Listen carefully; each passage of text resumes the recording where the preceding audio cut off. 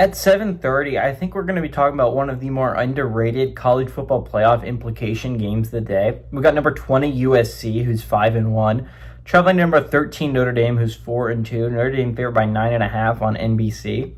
Jaden Mayava has gone 123 of 171, threw for 1,852 yards, 13 touchdowns, 2 interceptions. Waymon Jordan has had 88 carries for 576 yards and 5 touchdowns. And Mekhi Lemon has had 44 catches for 682 yards and 6 touchdowns. CJ Carr for the Fighting Irish gone 105 of 158, threw for 1,622 yards, 13 touchdowns, 3 interceptions. Jeremiah Love has had 100 carries for 530 yards and 8 touchdowns. And Jordan Faison has had 29 catches for 376 yards and 2 touchdowns. Notre Dame is 50-37 against the Trojans all time. Last 2 games against Notre Dame. In 2023 and 2024, they've won 6 of the last 7 times these two teams have played. USC has not gone on the road and beaten Notre Dame since 2011. Lincoln Riley's 1-2 against the Irish all time as the USC head coach, and Freeman is 2-1 against the Trojans as the Notre Dame head coach. Okay, very important game. We're going to talk about both teams' playoff implications here. Obviously, USC got a massive win over Michigan last week that launched them back into the top 25, right? The loss to Illinois is going to be very interesting down the stretch, right? Because if USC finishes 10-2, there is a very real scenario they get left out because they don't want to put in 5 Big Ten teams, right? And Illinois with a head-to-head, if Illinois can finish the season at 10-2, would get into the college football playoffs instead of USC. So again, every game is so crucial down the stretch because USC might be a very good 10-2 team, but they could be left out. There's a very real scenario that we see Nebraska, USC, and Illinois all finish the season at 10-2.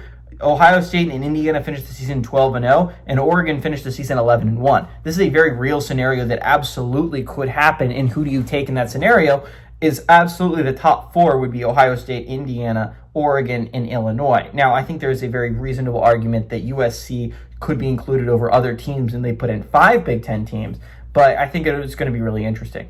The Trojans are really, again, very important games. This year is trip to Notre Dame, trip to Nebraska in 2 weeks. Again, they have a bye after this one. And they end up getting Oregon at home, I believe. So, very important games. Those 3, you're going to have to go 2-1 in to put yourself in a decent spot if you're USC. What I don't think is insane. The Trojans are a team that I think if I had to make my college football playoff predictions now, USC would be in my college football playoff. Maybe because they have the look of a college football playoff team. They have looked so good offensively this year. Notre Dame side of this, obviously you need to win, number 1, because 3-loss team, very unlikely you make the college football playoff.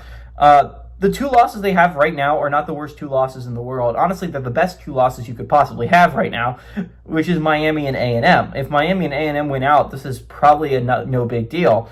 But you can't lose another game, and this is your best chance to get a quality win if you're Notre Dame. Again, outside of maybe a trip to Pitt later on in the year, they are not going to play many competent football teams. They don't have any wins over very competent football teams so far. So again, big game against the Trojans for the Fighting Irish. In my opinion, I think USC's offense is so good that I think they outscore Notre Dame. I think this is a very, very good Trojans team that is very underappreciated in the national media. It's because of that barely loss to Illinois, but that is a very solid win on their loss on their resume. A road loss to Illinois is not an awful loss to have if you're the Trojans. I think they're able to do this. Give me the Trojans to go on the road and pull off the upset and beat the Fighting Irish and eliminate that Fighting Irish from playoff contention.